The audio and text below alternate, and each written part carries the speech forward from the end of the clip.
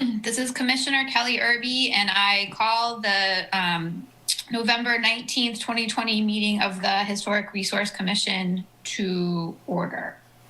Now, Luke Mortensen's going to give us some information. Good evening, everybody. Welcome to the November 19th, 2020 Historic Resources Commission meeting. My name is Luke Mortensen, and I will be facilitating the Zoom video portion of tonight's meeting. Participating live from the City Commission room is Lynne Braddock Zollner, Historic Resources Administrator. We will work alongside the chair, who is on remote video, to facilitate the meeting's proceedings. Currently, everybody should be muted so that we can talk through the general ground rules. General ground rules for tonight's meeting. This meeting is being recorded and broadcast live on the city's YouTube channel and public access cable channel 25. During the meeting, please mute yourself by clicking on the microphone icon found on the lower left-hand corner of the Zoom menu next to the video icon. When you are muted, a red line will appear over the icon. This will make it easier for everyone to hear the meeting. Just remember to unmute if and when you want to speak. In the menu, you can also turn your camera on or off by clicking the video icon located next to the microphone icon. For the purposes of this public meeting, please keep your video on for the duration. If you are participating by phone, you can enter *6 to mute and unmute your phone. Somewhere on your Zoom screen, you will also see a choice to toggle between speaker and gallery view. Speaker view shows the active speaker, and gallery view tiles all the meeting participants. Commissioners, you must state your name and title each time you speak. Members of city staff will also state their name and title each time they speak. I would also ask the applicants and members of the public identify themselves each time before they speak to ensure that everyone is able to follow along. This next part is new. This is part of a new way that we're running our Zoom meetings right now. When public comment is sought on an item, individuals participating via Zoom should use the Raise Your Hand feature.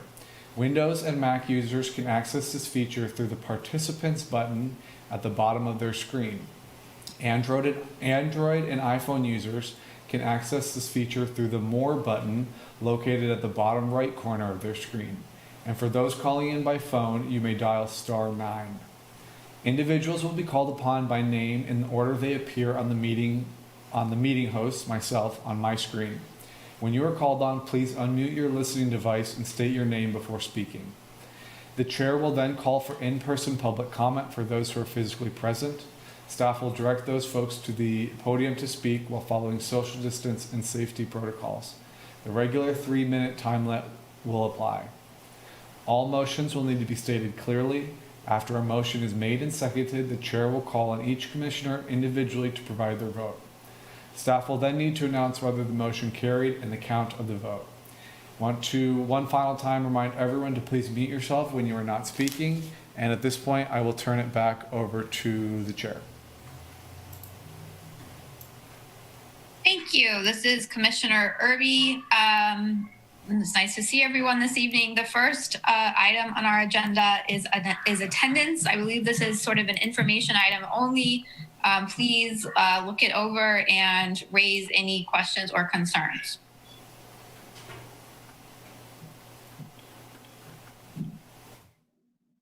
All right, hearing none, I think we can move to the next agenda item, which is communications. I'm Braddock, Zollner, Historic Resources Administrator. I'm sorry, Commissioner Irby. Could you do roll call count so we know who is at the meeting for commissioners? For this meeting tonight? Yes. Okay, sure. Thank you. Okay, so let's do roll call. Let's see.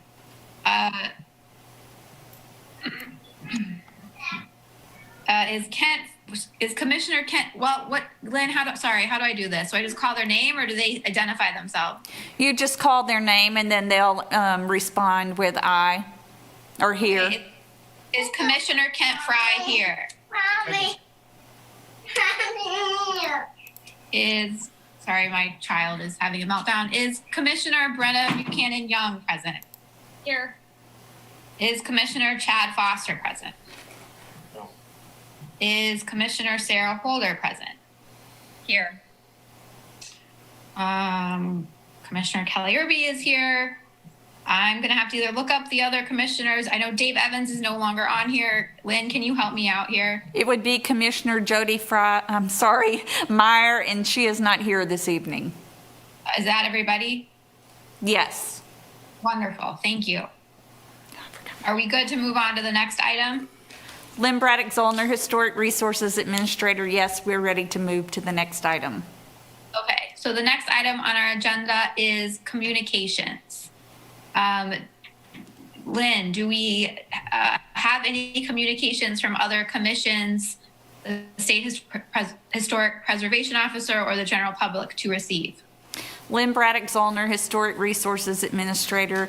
I did not get it in your packet, so it will be in your packet next month, but you had sent letters of recommendation to the Historic Sites Board of Review for some properties to be listed in the Kansas Register and the National Register, and those were approved by the Sites Board of Review and will be forwarded to the National Park Service for inclusion in the National Register. Commissioner Irby, thank you, Lynn. Do any commissioners need to disclose ex parte communications? I think I do. I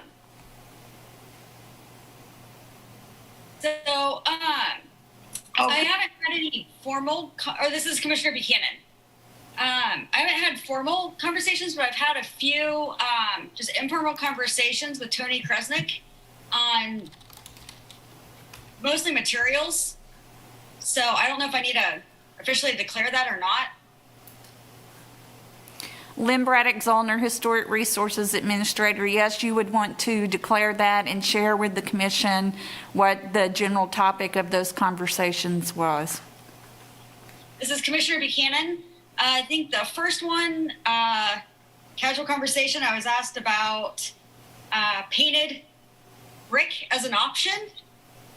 And my reply was simply that since the Secretary of the Interior standards don't recommend painting masonry, I would recommend finding a different facade treatment, a non-painted brick. And then the other one, was the windows and the frame coloring. I said in general, something that's juxtaposed would be appropriate, whether red or black. And I think their proposal has red. That was kind of the gist of it.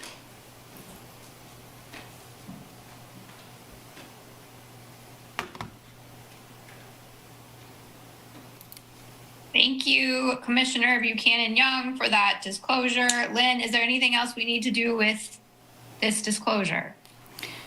Lynne Braddock Zollner, Historic Resources Administrator, no. Unless someone else has anything to disclose, you can move on to the next agenda item. Thank you. Commissioner Irby. Okay, are there any declarations of abstentions for specific agenda items?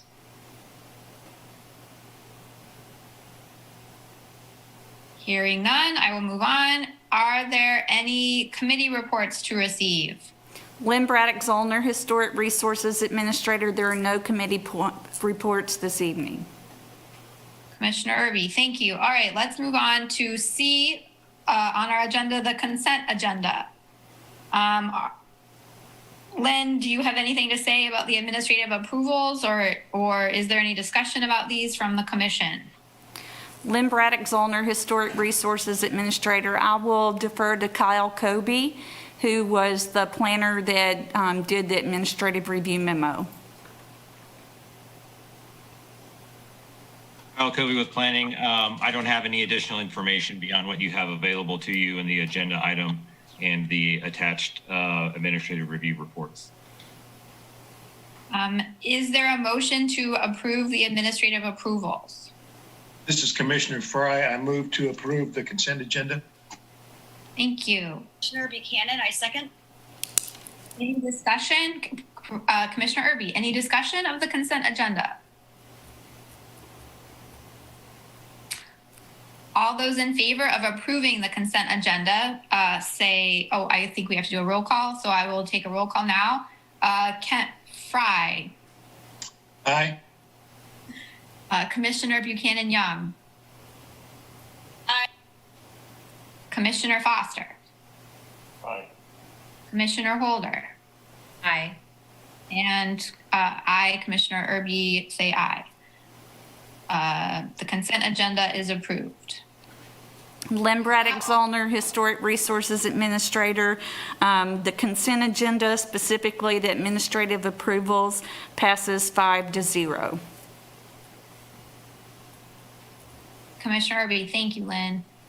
I need all the help I can get. All right, let us now open it up to public comment. Do we have anyone here who would like to make public comment this evening?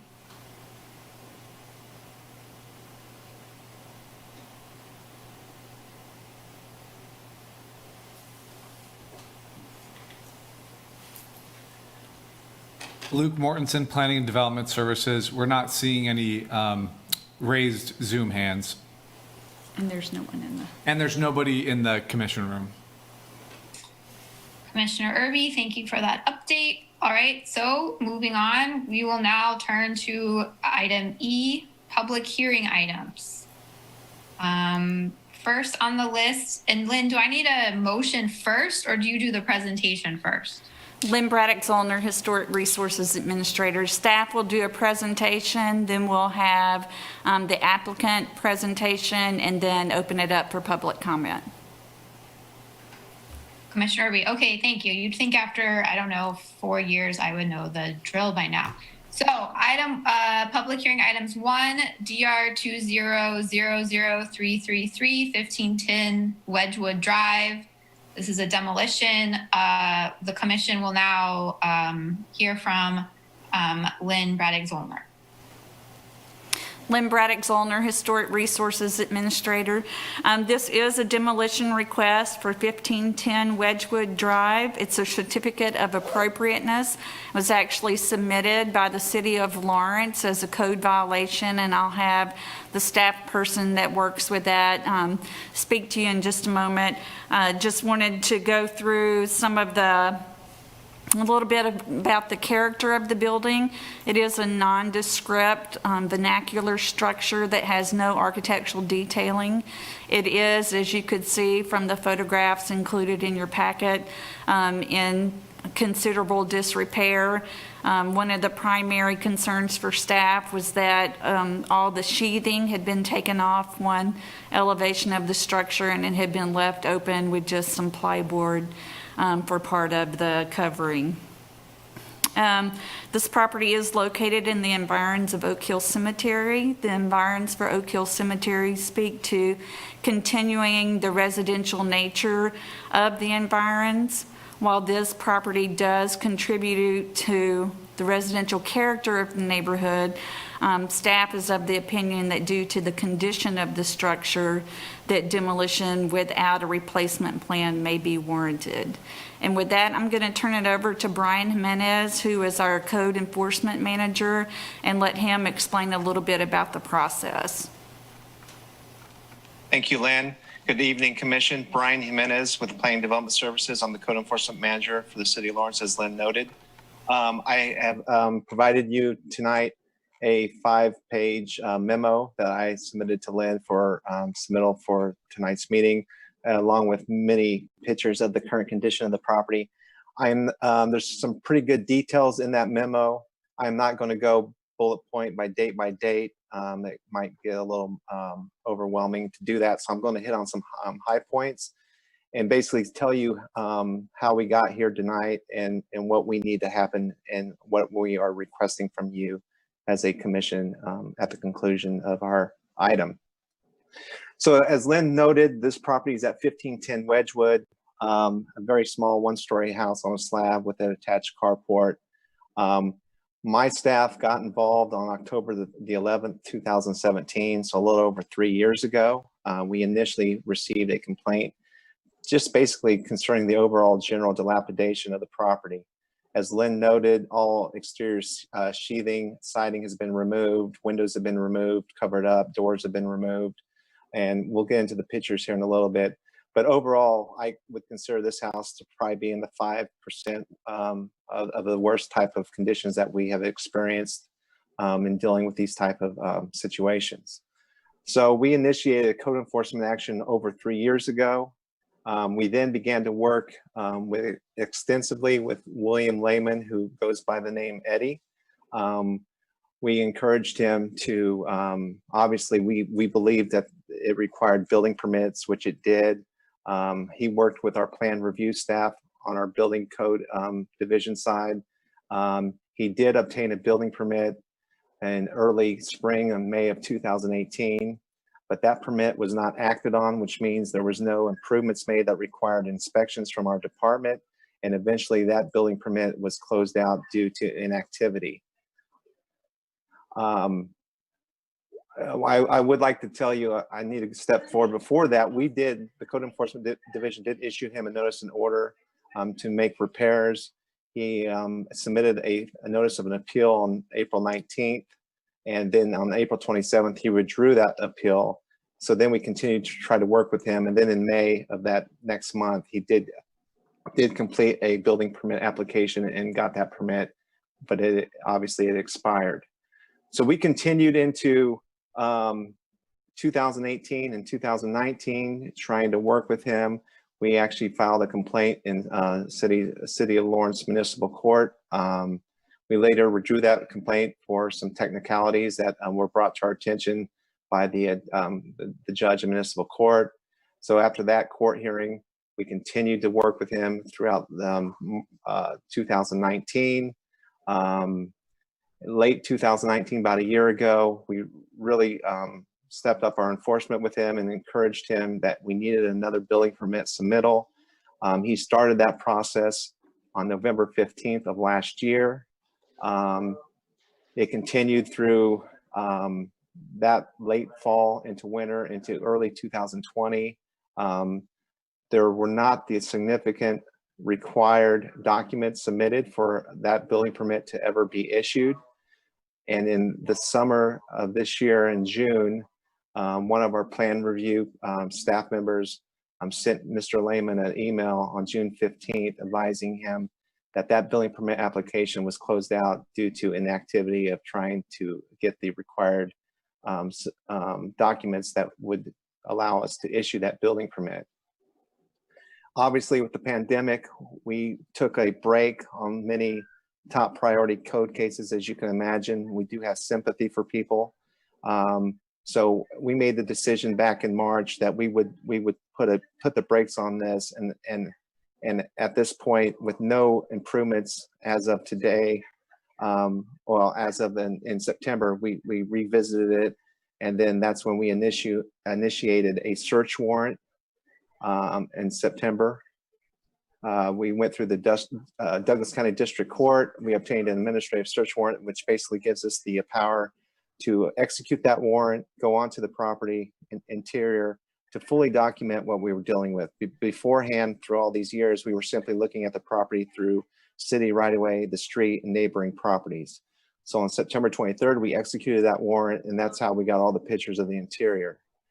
As the pictures will reveal, the house is basically gutted on the interior, nowhere near habitable, and we'll go through those pictures briefly at the conclusion of my narrative here. So once we completed that search warrant, we then started preparing for this meeting tonight.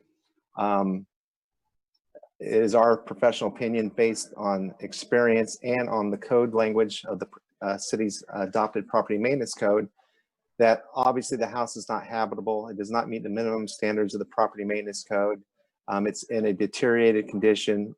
It's not weatherproofed. It continues to get worse, not better. Therefore, we are here before you tonight because we need the certificate of appropriateness due to the environs. Our plan would be, and it's important to note, we're not saying it has to be demolished. What we're saying is it needs to be repaired, brought into a habitable state, or taken down. So our next step after tonight, depending on how this goes, we would start preparing documents and resolutions to be presented to the City Commission for them to consider an adoption of a resolution that would order this property, this structure, to be repaired by a certain date, or the end result would be demolished, which means the city may have to take on that action. But this is the first step in that process. So to quickly go over some of the code sections of the property maintenance code that we believe are in violation. 101.1.1 unsafe structures. I won't go through all those details, but that's in my memo. The next code section is 108.1.3, structure unfit for human occupancy. And the last code section is 108.1.5, dangerous structures or premises, specifically number 6 and 9.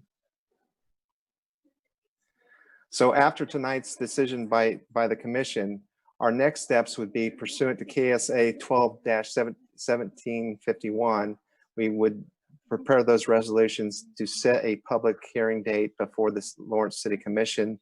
At that time, we would do a similar presentation as I'm doing before you tonight, and we would ask that the commission adopt that resolution.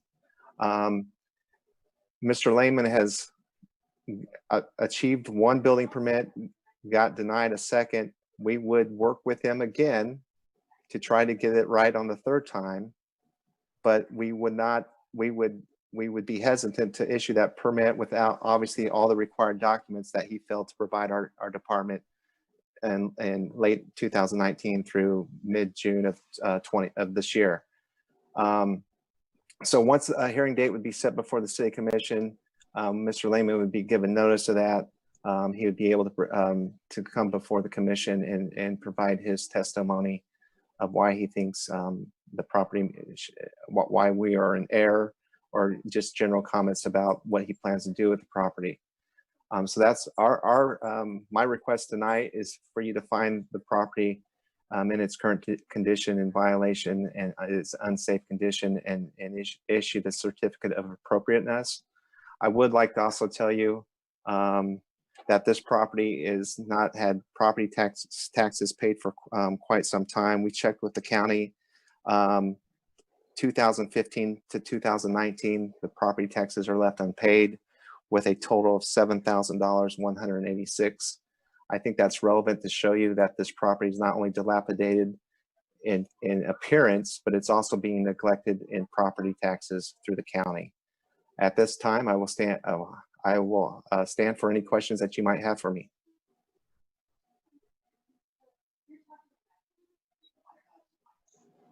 Commissioner Irby, thank you.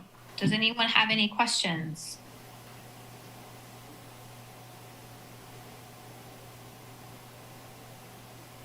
Should we bring it back to the commission for discussion?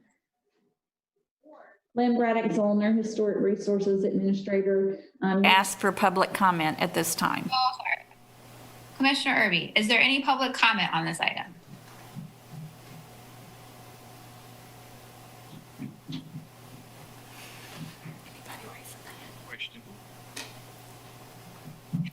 Yes. Can you identify yourself? Yeah, and that's what I was gonna say. This is literally my first Zoom meeting, so bear with me on that. My name is William Lehman, and I'm the property owner. Could you state where your property is located? 1510 Wedgewood. Thank you. Okay, so can I comment now? Yes, thank you. Thank you. Oh, okay. There's a couple of things that are of note that were left out of the previous commentary. One is that where it was stated that staff later withdrew a complaint that was taken to municipal court.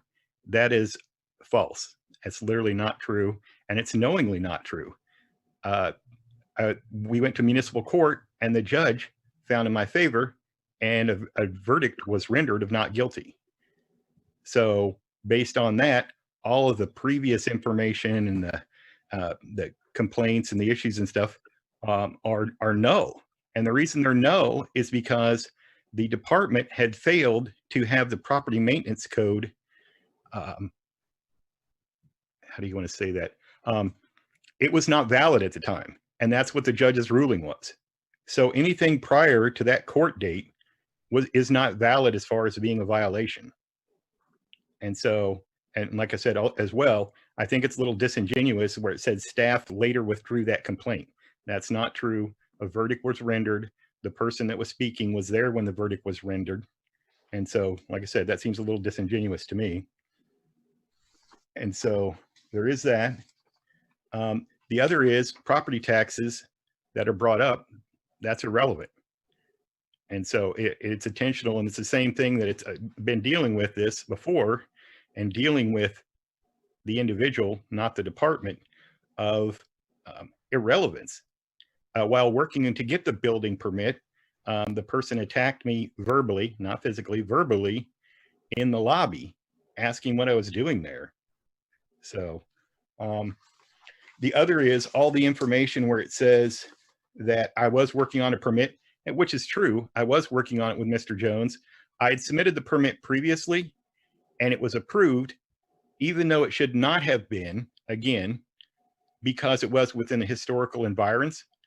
And so the second time when I submitted the paperwork, the reason it wasn't approved was because this time it was caught and flagged for being within the historical environments, and that it needed to be reviewed by the historical person. I can't remember what his name is, but that was the reason that it was not approved.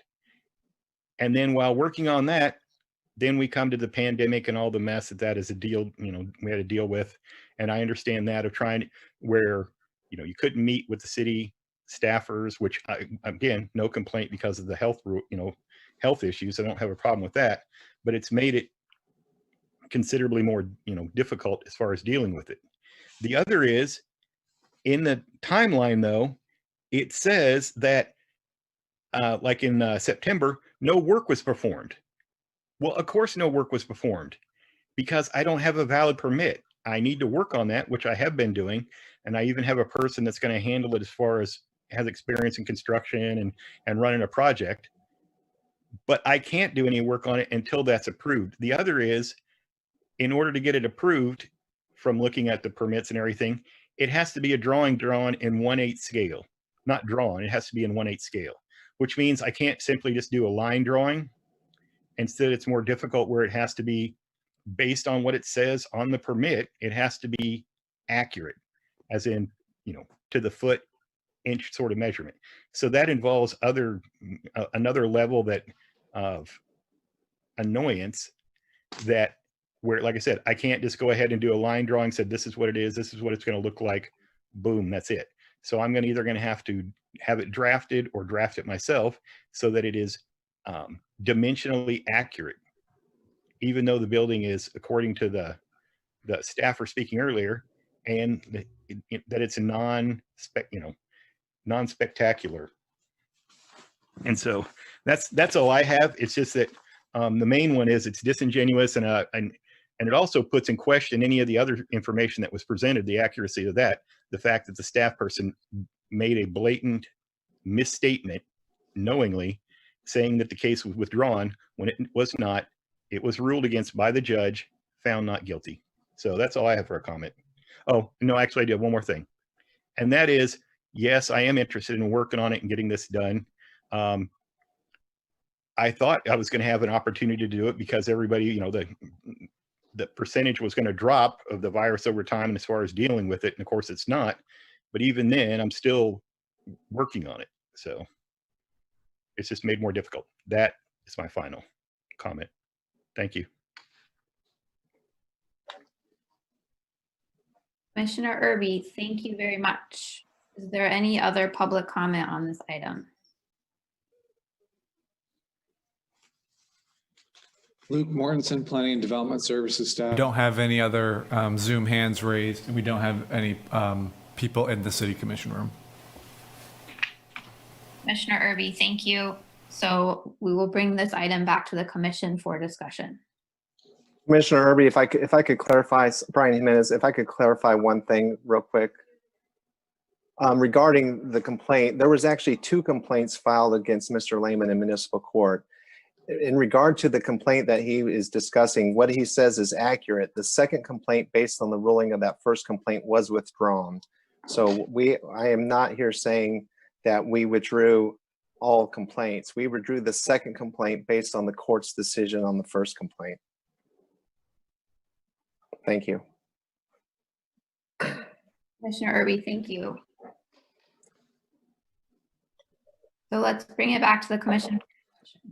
Yes, this is Commissioner Fry. I hope that Mr. Lehman can get his building improved, but I think our role tonight is strictly determine whether or not a demolition would significantly encroach upon the landmark or its environs. I think that's our sole decision. How we got here doesn't matter so much, but whether this demolition impacts the environs does meet our requirements. So that's my only comment. This is Commissioner Holder. I echo Commissioner Fry's sentiments. That is what we're charged with as the Historic Resource Commission.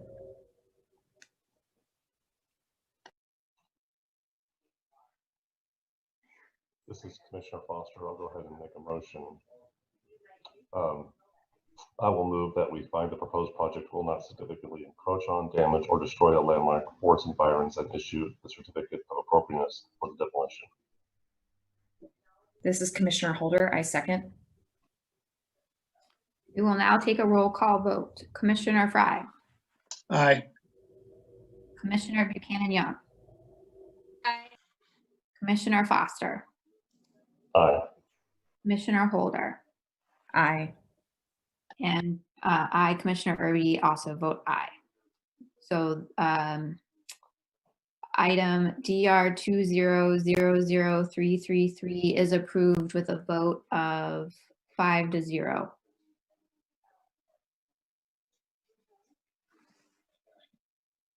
Okay, moving to the next item on the agenda.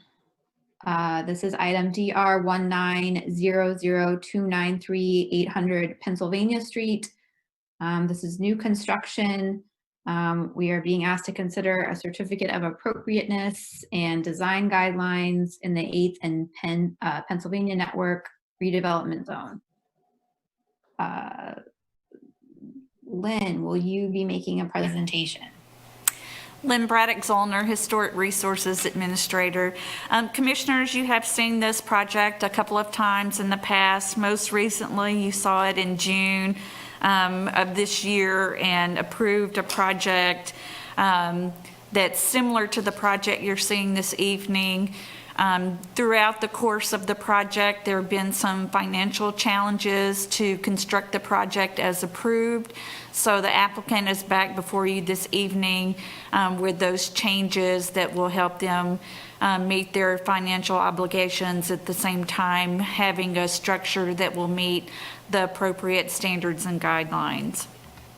Mainly, the project has not changed except for some of the exterior fabric of the structure. The footprint of the structure is the same. The height of the structure is same. The setbacks are the same. The building materials have changed a little bit. Instead of metal panels, they are fiber cement panels now. Other changes of note would be the insets on the north and south elevation are now not inset with a different row-lock brick. I'm sorry, there was a different brick bond shown there before, and now there's just a slight recess and a brick pattern surrounding what used to be a different pattern brick. Earlier today, there were some elevations posted to the packet. I hope you had a chance to see those. Since staff wrote the memo that's included in your packet, there have been a couple of other changes. Sometimes things in the field have to necessitate changes to the overall project, and that's the case in this situation. And I'm going to let the applicant explain a little bit about those changes. Going through all the information in your staff report and looking at the guidelines and the standards for certificate of appropriateness, staff is of the opinion that even with all the changes that have been made to the approved project, it still meets the standards and guidelines, both for the overlay district and for the environs. And with that, I'll turn it over to the applicant.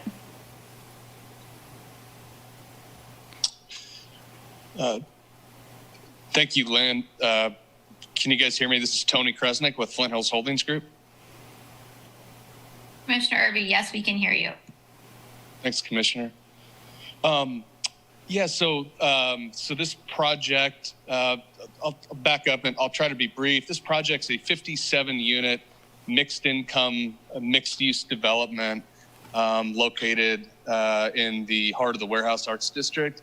For those of you that have not driven by lately, if you were to drive by today, you would see a building slab that has been poured, an elevator shaft that is fully erected, with chalk lines on the ground, getting ready for framing.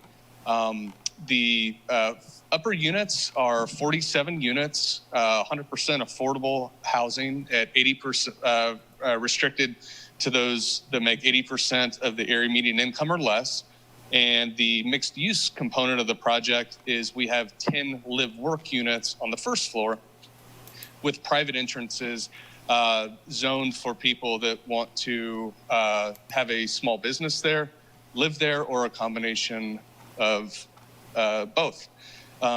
We are currently 2.5 weeks behind schedule due to COVID. And although nobody has a crystal ball at this point, I believe that we're probably $200,000 over budget. Anticipating this, I met with the general contractor and the architect probably close to a dozen times now, looking for value engineering items. And this is one of the items that we came up with that we did not, that we do not think will impact the integrity of the development or the buildings that I have developed using state and federal historic tax credits across the street. The City of Lawrence is one of our partners on the project and has committed $550,000 of funds to the project, about a third of which I believe are already in the project. We also had to ask for a tax rebate as well as the issuance of industrial revenue bonds for the project, all of which have been approved. I will let the architect talk about the changes further, if nothing else, because I cannot frankly tell the difference between the building as it's being proposed versus what had been approved before. But one of the items that the architect did come back with us today is that less than 1% of the linear footage was affected from a sightline standpoint. And I also think that it's worth noting that of the approximate $200,000 of cost overruns, one of which was soil conditions. We ran into some bad soils that were completely unforeseen. And so we believe that these changes, again, are not only meet the intention beforehand, but put us in a position where we can hopefully recoup or find approximately $81,000 of value engineering to chip away at the $200,000 estimate without having to go back to the city or state asking for additional funds, as many projects being built during the pandemic are having to ask for today. Lynne, or Chair, if it would be appropriate, I'd like to ask for the architect to speak a little further to this. Commissioner Irby, Lynne, should we open it up to public comment first, or is it okay to proceed with the applicant or with the architect? Lynne Braddock, Zollner, Historic Resources Administrator. It's appropriate to proceed with the architect at this time. And then we also have the ability to pull up some of the elevation drawings if we need that for your discussion later. Commissioner Irby, thank you. Yes, we would welcome explanation from the architect. Hello, this is Jason Dalton. I'm the architect. Can you guys hear me okay? Okay, great. So the main resubmission for tonight was, as Tony mentioned, based on pricing. So we were able to go through and edit the facade a little bit that ended up reducing about $80,000 worth of cost out of the facade. So that was pretty significant. The updated images, so that Lynne mentioned. So if you guys got the original package, There were an additional 6 pages that were just submitted. Part of that, those changes resulted in us not knowing whether we were going to be approved tonight or not, and trying to create a sort of hybrid model that would allow us to move forward with construction. And in doing that, there were a couple spots that where the concrete got over poured just a little bit. And as you look at these images, I'm hoping you realize that it's actually very minimal. We wanted to just be upfront about it, try to get it out in front of you guys, let you know that, it is important that we get some sort of approval tonight to keep things moving ahead and try to stay on time and on budget.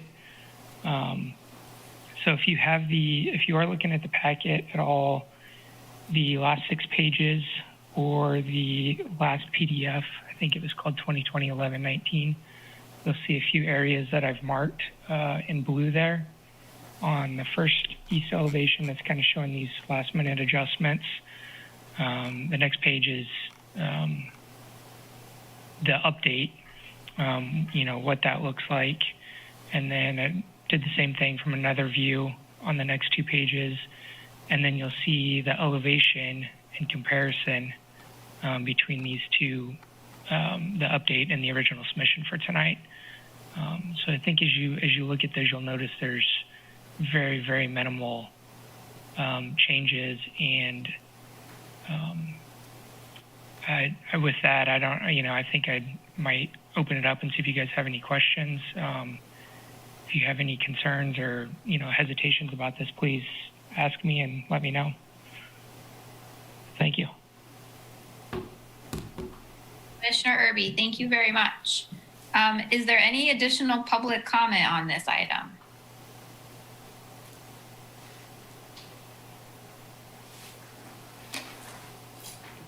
Luke Mortensen, Planning and Development Services staff. We have a Zoom hand from Alex Kerr.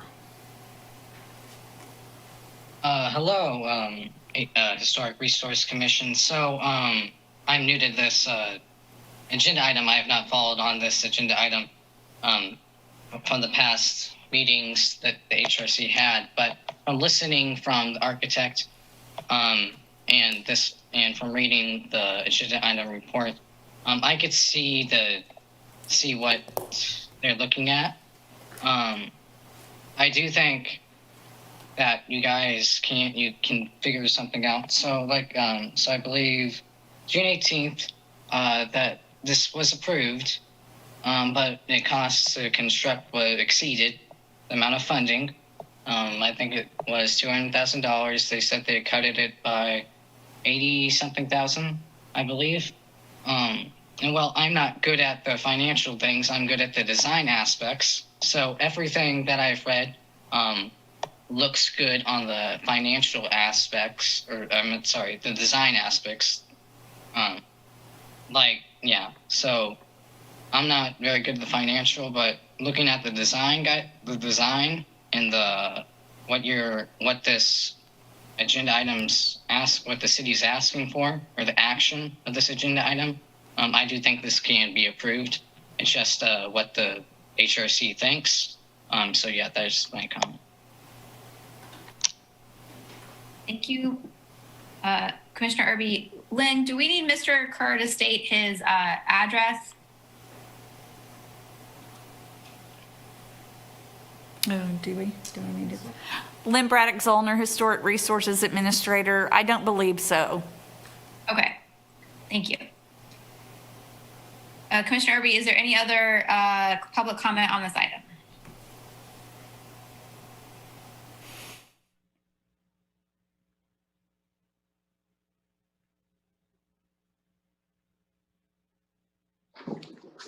Luke Mortensen, Planning and Development Services staff. Don't have any more Zoom hands raised, and there's still nobody in the room. Commissioner Irby, thank you for that update. Okay, I think we can bring this back to the commission for discussion. Lynne Braddock, Zollner, Historic Resources Administrator, and we can the elevations that staff reviewed for your staff memo, which showed the changes in the planes and the changes to those north and south elevations.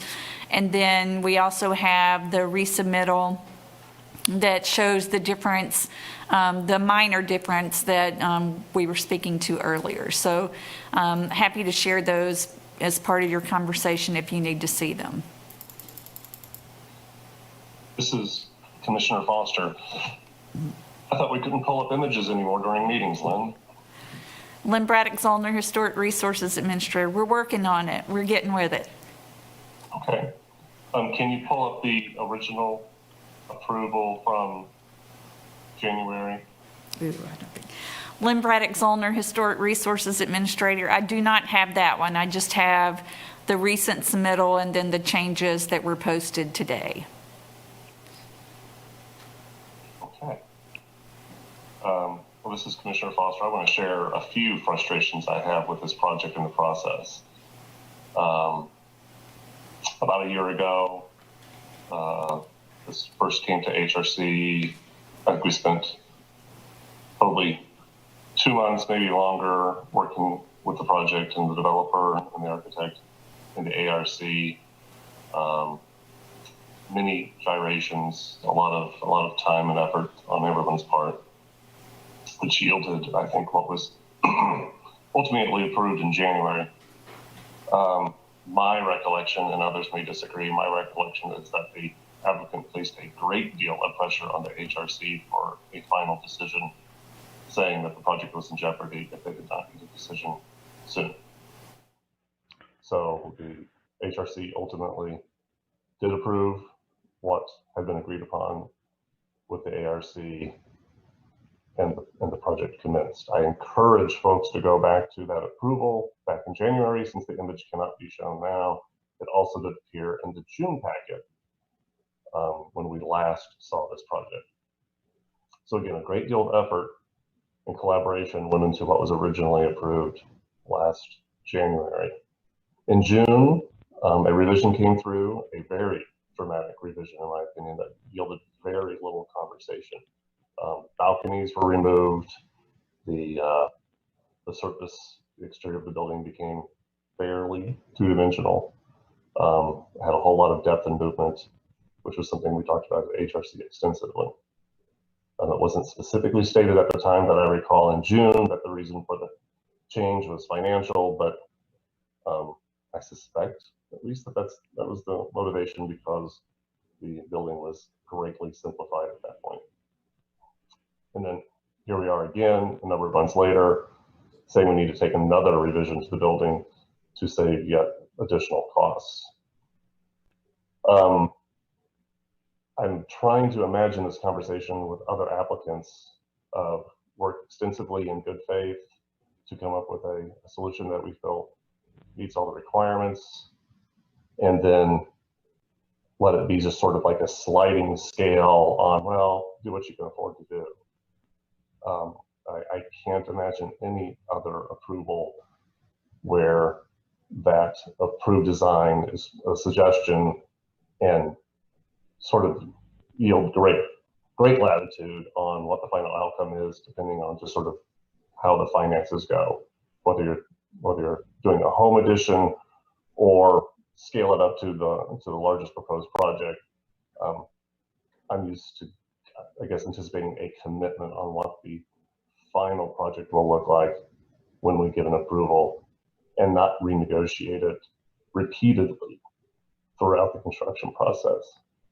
And others may disagree. Brenna, you're on ARC at the time with me. You may disagree. I would expect the applicant may disagree with some of my statements, but I will not be supporting this change.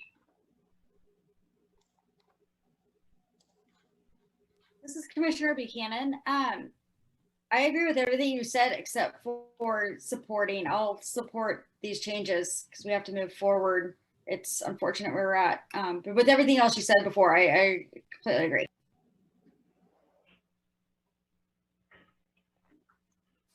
This is Commissioner Fry, and I will be supporting the changes. I think, again, it doesn't matter how we got here, whether it's funding or for whatever reason.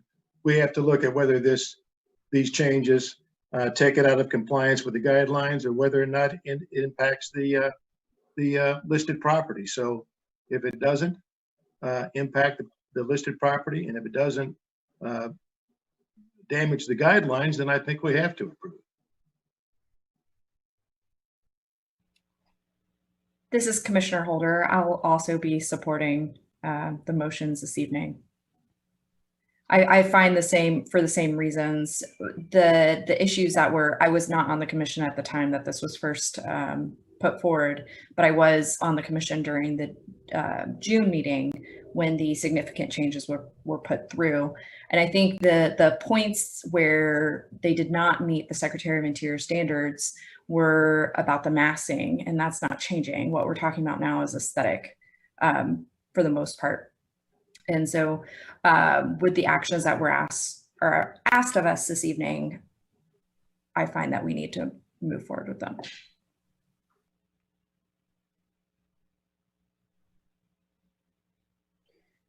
This is Commissioner Irby. I would echo what Commissioner Holder has said, but I would like, as another member of the ARC, I would like to ask Commissioner Buchanan Young if she has anything more to say about why she's choosing to support.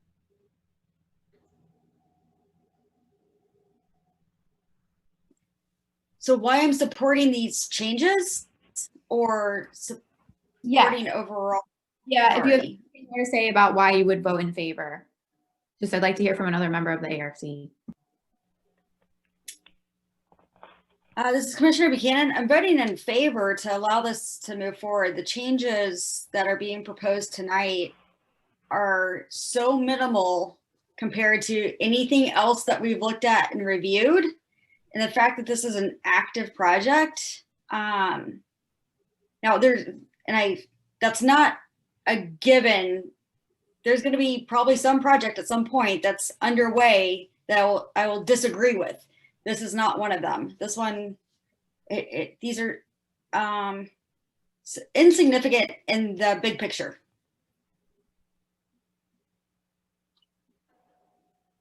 Commissioner Irby, is there a motion? Or does someone want to make a motion? This is Commissioner Holder. Do we make the motions separately, or can they be done together? Lynne, Braddock, Zollner, Historic Resources Administrator, please make 2 separate motions. Okay. This is Commissioner Holder. I move to find that in accordance with the Chapter 22 of the Code of the City of Lawrence, the standards of evaluation, the proposed project will not significantly encroach upon, damage, or destroy the landmark, and issue the certificate of appropriateness for the proposed project. This is Commissioner Fry, and I second that motion. Commissioner Irby, I will do a roll call vote. Indicate by saying, if your support by saying aye. Commissioner Fry? Aye. Commissioner Holder? Aye. Commissioner Buchanan Young? Aye. Commissioner Foster? Opposed. Commissioner Irby, I will also vote aye. And so the motion passes with a vote of 4-1. Would someone like to make the second motion?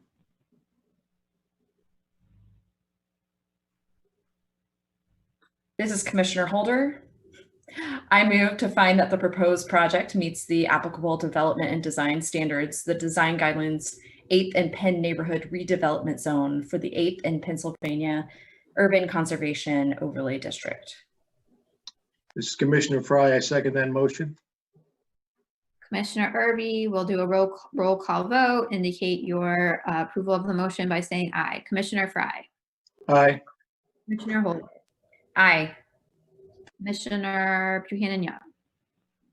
Aye. Commissioner Foster? Opposed. And Commissioner Irby, I will also vote aye. So the motion passes 4-1.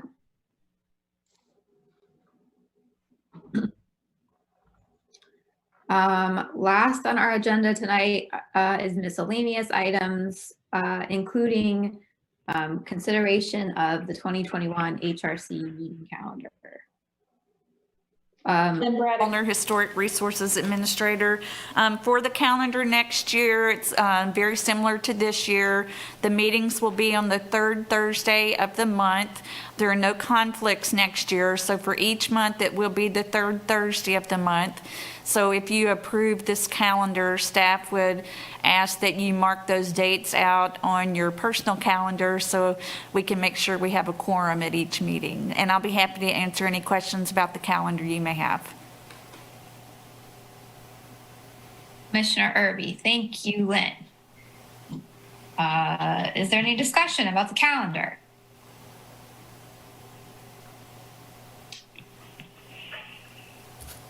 Can someone make a motion to approve the calendar?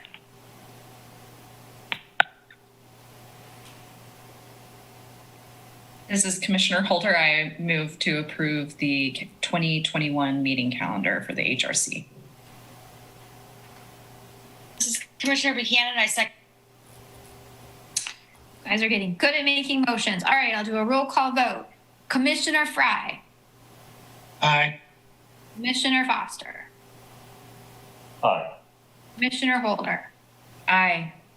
And Commissioner Buchanan Young. Aye. Commissioner Irby, I vote aye. So the calendar is approved with a vote of 5-0. I think we can adjourn then, or? Lynne Braddock, Zollner, Historic Resources Administrator. It got left off on your agenda, but now you would ask if there are any commission items, miscellaneous items to be discussed, and then if not, you could accept a motion to adjourn. Okay, thank you. Well, Commissioner Irby, I thought we were missing something. Are there any other informational items?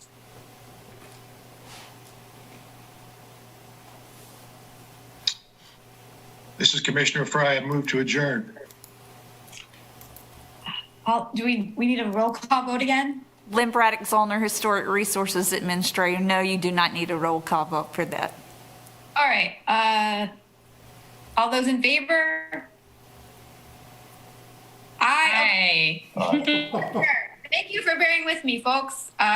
See you next month.